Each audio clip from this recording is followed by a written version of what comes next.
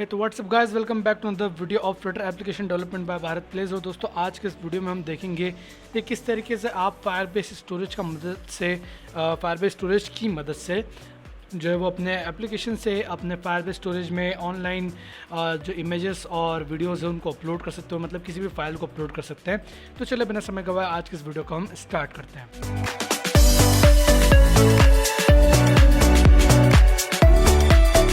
तो दोस्तों, यहाँ पर इमेजेस और इसको अपलोड करने के लिए हमें सबसे पहले तो यहाँ पर फायरबेस स्टोरेज के बारे में जानना होगा, और उससे पहले ये जानना पड़ेगा कि आखिर सिस्टम वर्क कैसे करता है।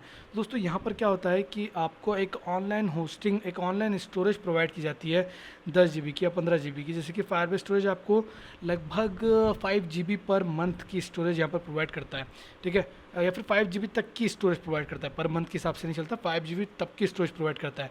तो यहाँ पर आपका जो फाइल्स है वो सारी अपलोडेड रहती हैं, और फाइल्स अपलोड होने के बाद में अगर आपको उनको रिट्रीव करना हो तो आप URL की मदद से वहाँ पर जो फाइल्स और इमेजेस हैं उनको रिट्रीव कर सकते हो, ठीक है।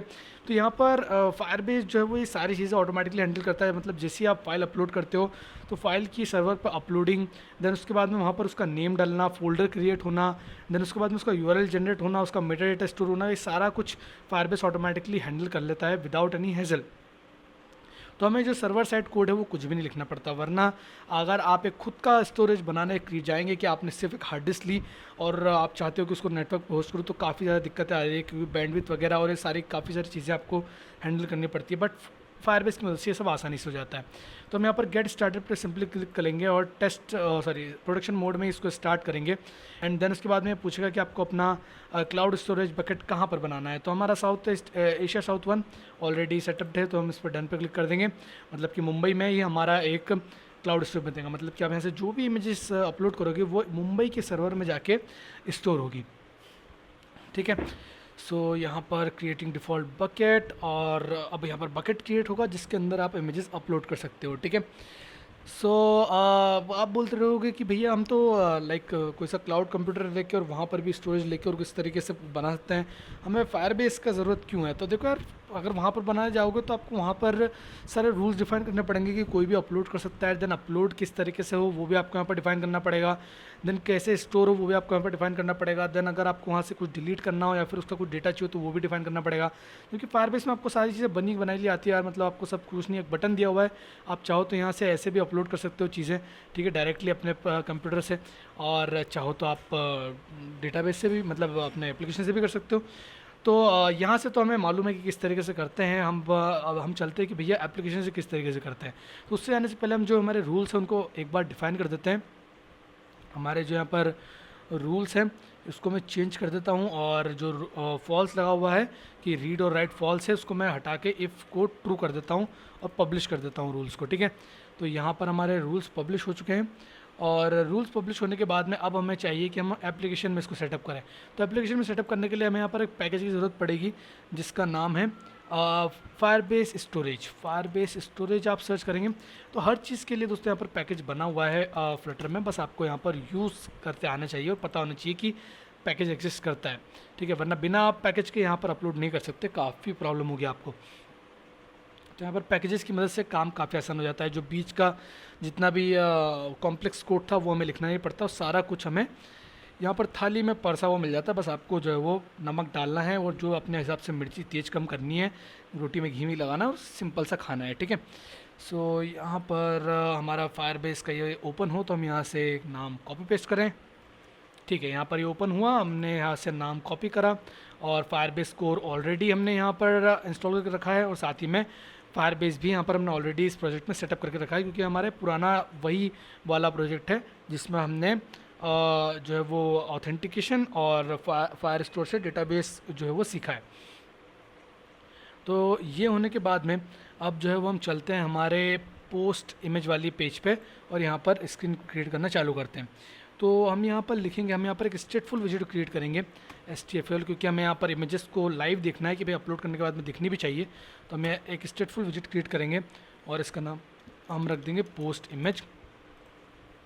इसके बाद में यहाँ पर हम एक इसके फोल्ड क्रिएट करेंगे। ये हमने क्रिएट करा एक इसके फोल्ड का हमें यहाँ पर सेशन आ जाए तो काफ़ी अच्छा रहे। सो स्कैफोल्ड स्टिल कोई सोल्यूशन नहीं आ रहा है, लगता है एनालाइजिंग तो पर हो चुकी है। ओके, हमने यहाँ पर शायद मटेरियल डॉट डाट, चलिए मटेरियल डॉट डाट इम्पोर्टेड है। तो इसके फोल्ड के अंदर हमें एक बॉडी चाहिए, ठीक है, और इस बॉडी के अंदर हम एक सेंटर विजिट क्रिएट करेंगे। अब सेंटर विजिट एक चाइल्ड लेती है, तो इस चाइल्ड में मैं कॉलम प्रोवाइड करूँगा और इस कॉलम के अंदर चिल्ड्रंस रहेंगे, ठीक है।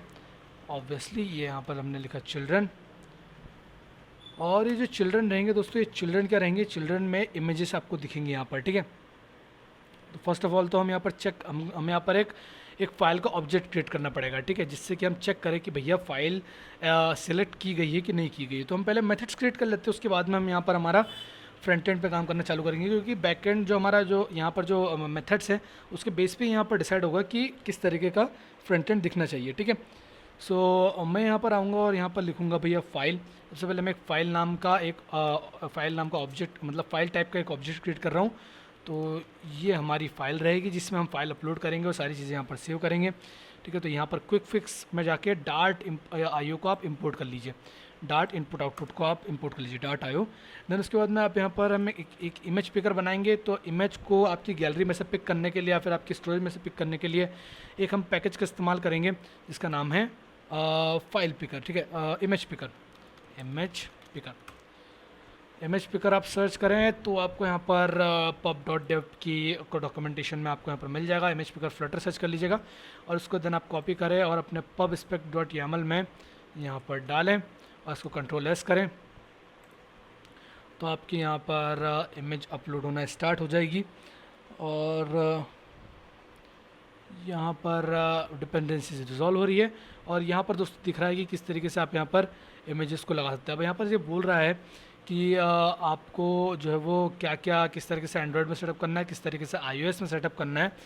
सो देखते हैं अगर हमें यहाँ पर कुछ परमिशन डालनी हो तो जी नहीं, कोई भी परमिशन नहीं डालनी। पहले हमें यहाँ पर परमिशन डालनी होती थी Android request legacy external storage, but अब जो है वो हमें नहीं डालनी, ऑटोमेटिकली जो है वो ये स्टोरेज को ले लेता है।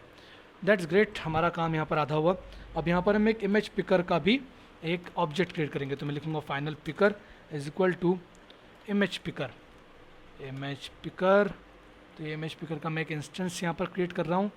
सो मैं बस ये मतलब ये यहाँ पर वेट कर रहा हूँ कि मुझे यहाँ पर थोड़े से सजेशन देखने को मिले। एनीवेज, जब यहाँ पर एरर देगा तब हम इससे निपटेंगे। देन उसके बाद में एक डाउनलोड यूआरएल, ठीक है, तो इस पर होवर करता हूँ मैं और इसको पहले मैं इंपोर्ट कर लेता हूँ और checking for quick fixes import library. Then उसके बाद मैं एक स्ट्रिंग में क्रिएट करूँगा, एक नलेबल स्ट्रिंग क्रिएट करूँगा और ये जो है वो मेरा डाउनलोड यूआरएल रहेगा इमेज का। इसके बाद में मैं इमेज को पिक करने का यहाँ पर एक पिक इमेज नाम का एक फंक्शन क्रिएट कर रहा हूँ जो कि एसिंक्रोनस रहेगा, क्योंकि यहाँ पर आपको वेट करना पड़ेगा जब तक क्योंकि यूज़र कितना भी वेट लगा सकता है इमेज को पिक करने में, 1 घंटा 2 घंटा 5 साल 10 साल, तो तब तक हमें वेट करना पड़ेगा जब तक वो इमेज पिक नहीं करता। तो हम यहाँ पर लिखेंगे फाइनल पिक्ड फाइल और इज इक्वल टू आप अवेट कीजिए किसके लिए, picker dot pick image pick करने के लिए, ठीक है। सोर्स आपको डालना है तो आप यहाँ पर इमेज सोर्स का इस्तेमाल कर सकते हैं। आप लिखिए image source and dot gallery, ये गैलरी में से हम इमेजेस सेलेक्ट करेंगे और आप चाहे तो कैमरा भी सिलेक्ट कर सकते हैं, तो कैमरा ओपन हो जाएगा आपका। एंड देन उसके बाद में जैसे आपने यहाँ पर सिलेक्ट कर लिया तो हम फिर सेट स्टेट कर देंगे। किसको सेट स्टेट करेंगे, जो इफ़ हम पहले चेक करेंगे कि अगर पिक्ड फाइल, अगर मान लो यूज़र ने कुछ फाइल ही पिक नहीं करी, मतलब pick file is equal to null है, तो आपको यहाँ पर अंडरस्कोर जो इमेज है आपकी, जो इमेज फाइल है उसको इज इक्वल टू कर देना है फाइल और is not is equal to null है, ठीक है। इज इक्वल टू नल में तो करना ही नहीं है हमें, तो अगर is not is equal to null है तो आपको यहाँ पर पिक्ड फाइल डॉट पास कर देना है। तो ये वाली वही पर्टिकुलर फाइल यहाँ पर सिलेक्ट हो जाएगी, मतलब वो वाली फाइल अब ये बन चुकी है, ठीक है। और एल्स अगर मान लीजिए नलेबल रहता है तो आपको यहाँ पर सिंपल प्रिंट करा देना है, सिंपल यहाँ पर आपको प्रिंट करा देना है नो इमेज सिलेक्टेड, ठीक है। ये सब होने के बाद में जब आपको इमेज अपलोड करनी हो तो हम एक अपलोड इमेज का एक फंक्शन क्रिएट कर रहे हैं, अपलोड इमेज। और ये अपलोड इमेज किस तरीके से काम करेगा, ये अपलोड इमेज एक एसिंक रहेगा, क्योंकि ऑब्वियसली बात है इमेज अपलोड होने में टाइम लगता ही है। देन हम यहाँ पर अपलोड इमेज नाम का एक फंक्शन क्रिएट कर रहे हैं और इस अपलोड इमेज में क्या होगा कि हम पहले चेक करेंगे कि अगर आपकी image is equal to null है तो आपको एकदम कुछ भी नहीं रिटर्न करके बाहर हो जाना है, और अगर नहीं है तो फिर आपको यहाँ पर काम चालू करना है। आपको सबसे पहले यहाँ पर फाइल का नेम निकालना है, तो file name is equal to underscore image dot path then dot split and then उसके बाद में स्लैश से आपको यहाँ पर स्प्लिट कर देना है डॉट लास्ट। तो यहाँ पर क्या करता है कि इमेज का जो पाथ है वो कुछ इस तरीके से आता है, कि मान लीजिए कुछ न्यू फोल्डर स्लैश img.jpg इस तरीके से रहता है। तो हम यहाँ से इन दोनों को बांट देंगे, तो इमेज डॉट स्प्लिट क्या करेगा, कुछ इस तरीके के वेरिएबल्स क्रिएट कर देगा, new folder and then imag.jpg, और इसमें से हम लास्ट वाला और निकाल लेंगे, मतलब कि हम imag.jpg का यहाँ से नाम निकाल लेंगे। तो कुछ इस तरीके से हम यहाँ पर इस लाइन में काम करवा रहे हैं। और इमेज का हम यहाँ पर नल चेक कर लेते हैं, क्योंकि हमने नल चेक ऑलरेडी कर चुका है, तो हम यहाँ पर बोल सकते हैं कि ठीक है यहाँ पर ये नल नहीं रहने वाला है। डॉट लगा के लास्ट कर दिया। ये करने के बाद में मैं यहाँ पर लिखूँगा फाइनल स्टोरेज का एक रेफरेंस बनाऊँगा, storage reference is equal to Firebase storage.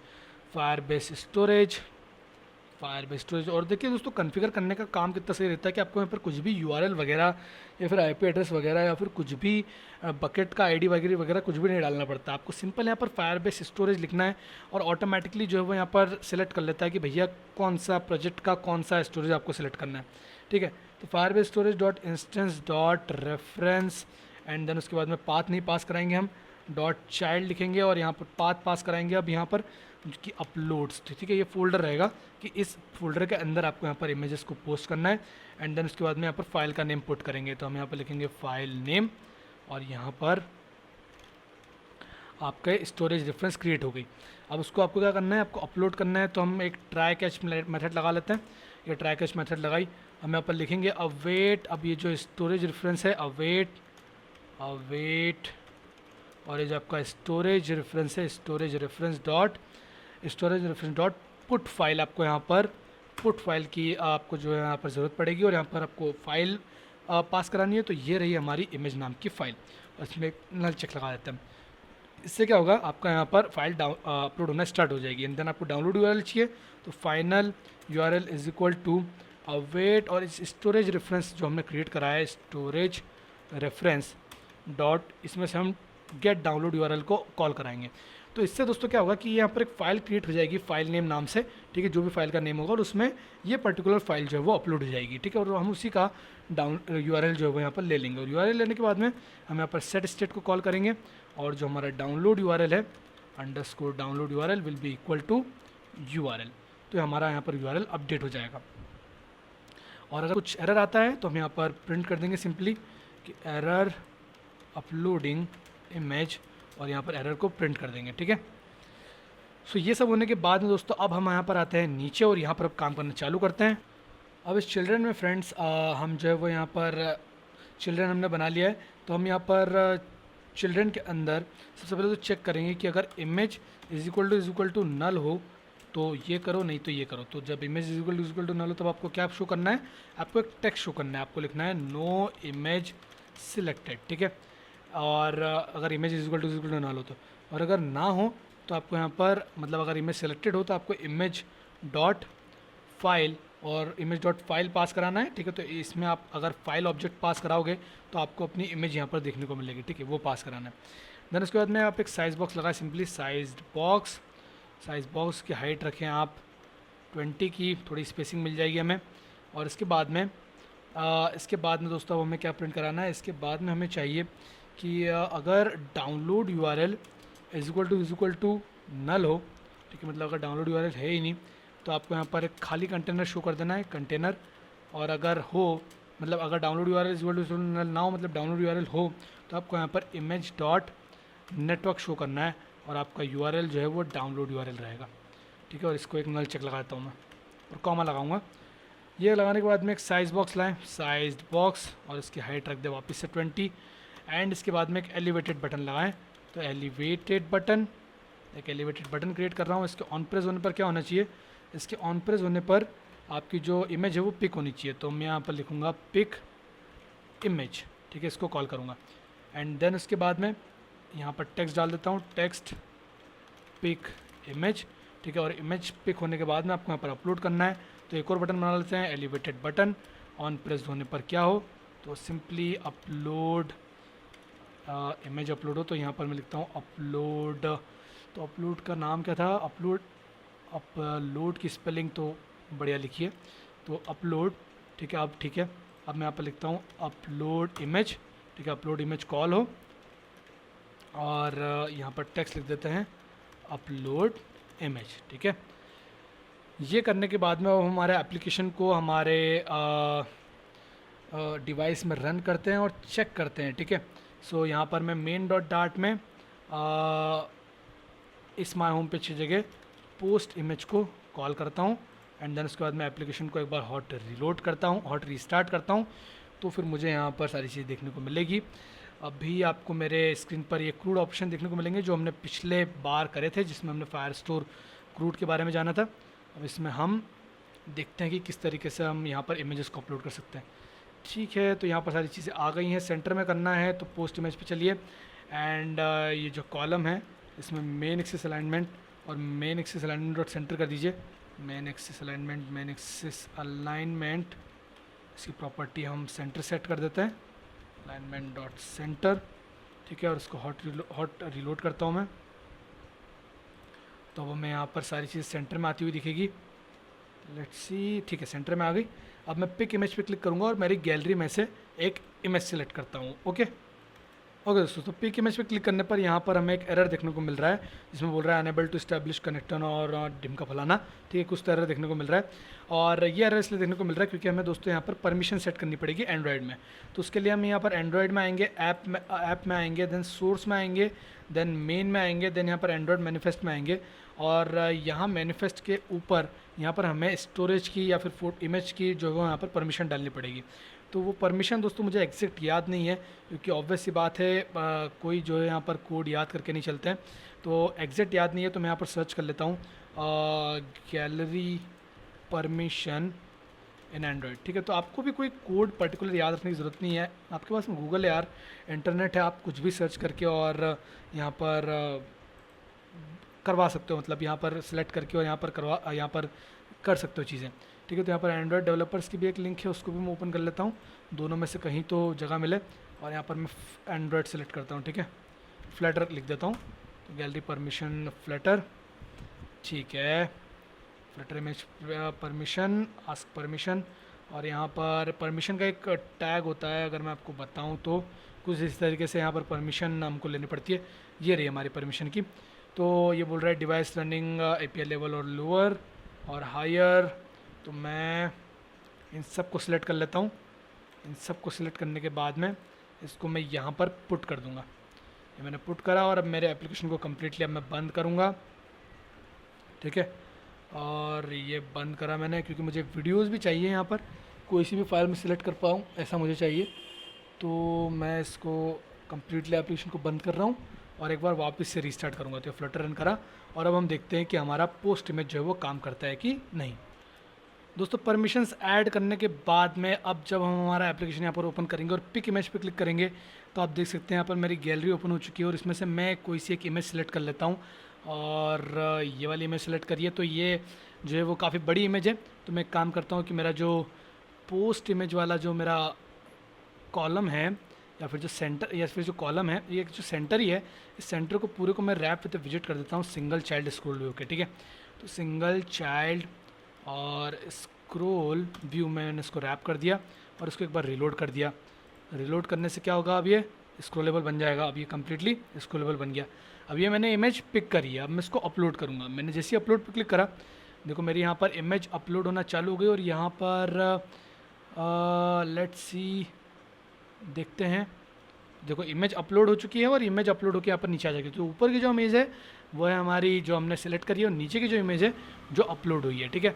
तो लेट्स सी फायरबेस स्टोरेज में जाकर देखते हैं कि वहाँ पर ये कि नहीं, यहाँ पर तो हो सकता हो हमारा एप्लीकेशन हमको उल्लू पटा रहा हो, है ना। तो लेट्स सी यहाँ पर मैं फाइल्स में जाकर देखता हूँ। तो यहाँ पर फाइल्स आए और वो कहा जाता है ना कि इंसान झूठ बोल सकता है पर कंप्यूटर नहीं। तो वही बात है कि यहाँ पर कंप्यूटर ने हमसे झूठ नहीं बोला और हमारी फ़ाइल यहाँ पर अपलोड हो गई है, ठीक है। और वही सेम फाइल अपलोड हुई है और सेम नाम के साथ में, जो मेरे फाइल का नाम है वही यहाँ पर नेम आया है। और आप देख भी सकते हो यहाँ पर फाइल की लोकेशन वगैरह भी यहाँ पर आ चुकी है और फाइल जो अपलोड हुई है वो भी मुझे यहाँ पर दिख रही है और मेरे एप्लीकेशन में भी दिख रही है, ठीक है। तो अगर मैं चाहूँ तो किसी दूसरी इमेज भी सिलेक्ट कर सकता हूँ। लेट सपोज़ मैंने ये वाली इमेज सेलेक्ट कर ली, ठीक है। एंड देन मैं यहाँ पर अपलोड पे क्लिक करता हूँ तो 1 2 3 और 4 और फिर लगभग 5 सेकंड में मेरी ये वाली इमेज भी यहाँ पर अपलोड हो चुकी है। तो जैसा कि आपको दिख रहा है कि हमारा यहाँ पर जो अपलोडिंग था वो काफ़ी अच्छे तरीके से वर्क कर रहा है। तो इसी के साथ में दोस्तों अगर मैं यहाँ पर और कुछ सिलेक्ट करता हूँ तो ये इमेज पिकर है, आप चाहें तो वीडियो वगैरह कुछ भी यहाँ पर अपलोड कर सकते हैं। और अगर आप इसका एक लाइव देखना चाहते हैं कि भाई कितनी बार यहाँ पर, मतलब आप ये देखना चाहते हैं कि कितना प्रोग्रेस हुआ है, तो वो भी आप यहाँ पर ये जो आपका पुट फाइल है, इस पुट फाइल को आप एक अपलोड टास्क में इस को आप स्टोर करवा सकते हो और इस अपलोड टास्क की इन्फॉर्मेशन ले सकते हो। डॉट करके अगर आप यहाँ पर लगाओगे तो आपको एज स्ट्रीम कैंसल या फिर पॉज रिज्यूम और ये सब करने की आपको यहाँ पर सारी चीज़ें मिलेंगी कि आप इससे सब कुछ पता कर सकते हो कि इसका कितना क्या, या अगर आप इस एज स्ट्रीम करोगे तो आपको यहाँ पर दिखेगा कि कितना इसका प्रोग्रेस हो गया है। तो ठीक है, और भी काफ़ी सारी चीज़ें। तो दोस्तों इसी के साथ में हमने फायरबेस को यहाँ पर कंप्लीट करा। फायरबेस की जो मेन सर्विसेज थी लाइक ऑथेंटिकेशन, फायर स्टोर और डेटाबेस, इन सबको हमने कंप्लीट करा।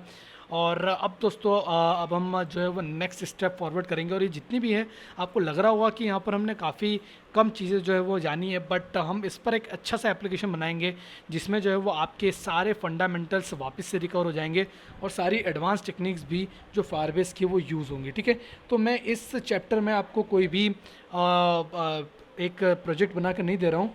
जो प्रोजेक्ट है वो मैं आपको एक जो मेगा प्रोजेक्ट रहेगा, तो एक जो मेगा प्रोजेक्ट रहेगा उसमें मैं सब आपको बताऊंगा और सब जितनी भी चीज़ें हमने यहाँ पर सीखी है उन सब का इसमें यूज़ होगा।